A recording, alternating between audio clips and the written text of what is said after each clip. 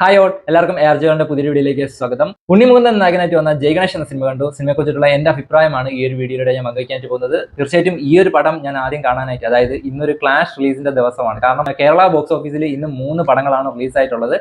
ആവേശം, വർഷങ്ങൾക്ക് ശേഷം, പിന്നെ ജയ് ഗണേഷും. ഞാൻ ജയ് ഗണേഷ് എന്നെ ആദ്യം കാണാനായിട്ടുള്ള ഒരു കാരണം എന്ന് പറഞ്ഞാൽ തീർച്ചയായിട്ടും ഈ ഒരു പടത്തിൽ എങ്ങാനും ഇൻ കേസ് നെഗറ്റീവ് റിവ്യൂ വന്നിരുന്നെങ്കിൽ തീർച്ചയായിട്ടും ഈ ഒരു പടം കാണത്തില്ലായിരുന്നു. അതുകൊണ്ട് തന്നെയാണ് ആദ്യം ഈ ഒരു പടം കാണാനായിട്ട് ഞാൻ കയറിയത്. കാരണം വർഷങ്ങൾക്ക് ശേഷമായാലും ആവേശമായാലും രണ്ടും കാണണം, ഉറപ്പായിട്ടും കാണണം എന്ന് വിചാരിച്ചിരിക്കുന്ന 2 പടങ്ങളാണ്. ശരിക്കും പറഞ്ഞാൽ കണ്ണും പൂട്ടി എടുത്ത ഒരു ലോട്ടറിക്ക് ഒരു 10,000 രൂപ അടിച്ച ഒരു ഫീലിംഗ് ആണ് എനിക്കിപ്പോൾ ഉള്ളത്. കാരണം ഞാൻ ഒട്ടും പ്രതീക്ഷിച്ചില്ല ജയ് ഗണേഷ് എന്ന സിനിമ ഇത്തരത്തിലൊരു ഔട്ട്പുട്ടിൽ വരുമെന്ന്. ഞാൻ ആദ്യമേ ഈ ഒരു സിനിമയുടെ അനൗൺസ്മെന്റ് തൊട്ട് ഞാൻ പ്രതീക്ഷിച്ചില്ല. പ്രത്യേകിച്ച് ജയ് ഗണേഷ് എന്ന പേര് കേട്ടപ്പോഴത്തേക്കും എല്ലാവരെയും പോലെ ഞാനും തെറ്റിദ്ധരിച്ചു. മാളികപ്പുറം എന്ന സിനിമ വന്നതുകൊണ്ട് തന്നെ ഉണ്ണിമുകുന്ദന്റെ അടുത്ത പടം വരുന്നു, ജയ് ഗണേഷ് എന്ന പേര് വീഴുന്നു. സോ എല്ലാവരെയും പോലെ തന്നെ ഞാനും തെറ്റിദ്ധരിച്ചു. വീണ്ടും ഒരു ഭക്തി പശ്ചാത്തലത്തിൽ വരുന്ന ഒരു സിനിമയായിരിക്കും ജയ് ഗണേഷ് എന്ന് ഞാനും തെറ്റിദ്ധരിച്ചു. പക്ഷേ അത്തരത്തിലുള്ള ഒരു സിനിമയല്ല ജയ് ഗണേഷ്. പിന്നീട് ഈ ഒരു സിനിമയെ കുറിച്ചിട്ടുള്ള ഒരു ചർച്ച എന്ന് പറയുന്നത് ഈ ഒരു സിനിമ ഒരു സൂപ്പർ ഹീറോ പടമാണ്. സ്പൈഡർമാൻ, സൂപ്പർമാൻ പോലെയുള്ള ഒരു സൂപ്പർ ഹീറോയുടെ കഥ പറയുന്ന ഒരു സിനിമയാണ് ജയ് ഗണേഷ് എന്നായിരുന്നു പിന്നീട് ഉണ്ടായിരുന്ന സോഷ്യൽ മീഡിയ ചർച്ചകളെല്ലാം. പക്ഷെ അങ്ങനെ ഒരു പടമാണോ ജയ് ഗണേഷ് എന്ന് ചോദിച്ചാൽ തീർച്ചയായിട്ടും അല്ല. പക്ഷെ സൂപ്പർ ഹീറോയുടെ പടം തന്നെയാണ്. ആ സൂപ്പർ ഹീറോ നമ്മൾ എല്ലാവരിലും ഉണ്ട് എന്ന് പറഞ്ഞു വയ്ക്കുന്ന ഒരു പടമാണ് ജയ് ഗണേഷ്. ജയ് ഗണേഷിന്റെ ഒരു ജേണർ എന്താണെന്ന് ചോദിച്ചാൽ ഒരു കംപ്ലീറ്റ് ത്രില്ലറാണ് പടം. ശരിക്കും എന്നെ ഞെട്ടിച്ചു. ശരിക്കും എനിക്ക് ഞാൻ നേരത്തെ പറഞ്ഞ കണക്ക് ഒരു ലോട്ടറി അടിച്ച ഒരു ഫീലിംഗ് ആണ്. 1 കോടിയുടെ ഒന്നും അല്ല കേട്ടോ, ഒരു 10,000 രൂപയുടെ ഒരു ലോട്ടറി അടിച്ച ഒരു ഫീലിംഗ് ആണ് എനിക്ക് ജയ് ഗണേഷ് എന്ന സിനിമ കണ്ടതിന് ശേഷം എനിക്ക് ഉണ്ടായിട്ടുള്ളത്. കാരണം ഞാൻ പ്രതീക്ഷിക്കാത്ത രീതിയിലുള്ള ഒരു ഔട്ട്പുട്ടാണ് സിനിമയിൽ നിന്ന് വന്നിരിക്കുന്നത്. വേണമെങ്കിൽ നമുക്ക് ഈ ഒരു ജയ് ഗണേഷ് എന്ന സിനിമയെ പാസഞ്ചർ എന്ന സിനിമയായിട്ട് വേണമെങ്കിൽ കമ്പയർ ചെയ്യാം. കാരണം രഞ്ജിത് ശങ്കർ ആദ്യം സംവിധാനം ചെയ്ത സിനിമയാണ് പാസഞ്ചർ.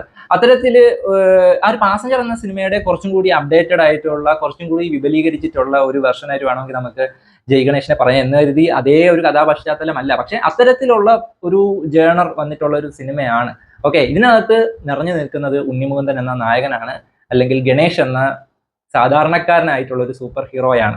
തീർച്ചയായിട്ടും ഉണ്ണിമുകുന്ദൻ എന്ന ആക്ടറുടെ ഒരു ഇംപ്രൂവ്ഡ് വെർഷൻ നമുക്ക് ഈ ഒരു സിനിമയിൽ കാണാൻ കഴിയും. കിഡിലൻ പെർഫോമൻസ് ആയിരുന്നു. ആദ്യമൊക്കെ ഈ ഒരു പെർഫോമൻസ് അയ്യോ കൈവിട്ട് പോകുമോ എന്ന് തോന്നിച്ചെങ്കിലും പിന്നീട് അങ്ങോട്ട് കത്തിക്കയറുകയായിരുന്നു.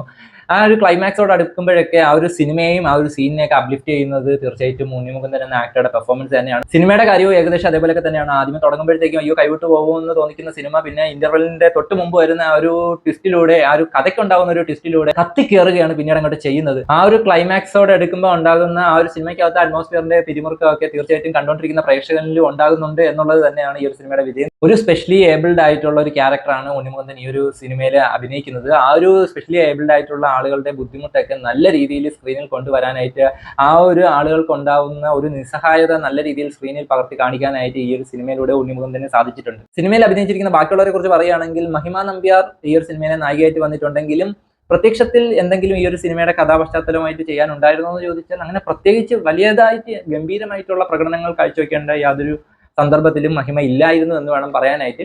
എങ്കിലും മഹിമയ്ക്ക് കിട്ടിയ ആ ഒരു റോള് നൈസായിട്ട് ചെയ്തു വെച്ചിട്ടുണ്ട്.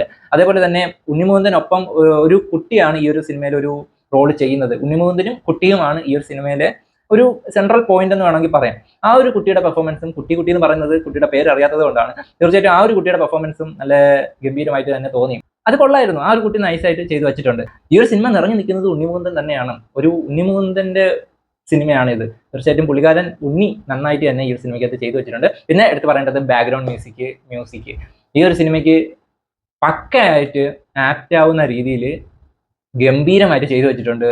നല്ലതെന്നല്ല പറയേണ്ടത്, ഗംഭീരമായിട്ട് ഈ ഒരു കഥാസന്ദർഭത്തിന് യോജിക്കുന്ന രീതിയിൽ ഗംഭീരമായിട്ട് ബാക്ക്ഗ്രൗണ്ട് മ്യൂസിക് ആയാലും ചെയ്തു വെച്ചിട്ടുണ്ട്. ശങ്കർ ശർമ്മയാണ് ഈ ഒരു സിനിമയുടെ മ്യൂസിക് ചെയ്തിരിക്കുന്നത്. അദ്ദേഹം ഒരു സ്പെഷ്യൽ അപ്രിസിയേഷൻ അർഹിക്കുന്നുണ്ട്. ഗംഭീര വർക്കായിരുന്നു സിനിമയ്ക്ക് വേണ്ടി ചെയ്തിട്ടുള്ളത്. ഈ ഒരു സിനിമയ്ക്കകത്ത് നെഗറ്റീവ്സ് ഉണ്ടോ എന്ന് ചോദിച്ചാൽ തീർച്ചയായിട്ടും ഉണ്ട്.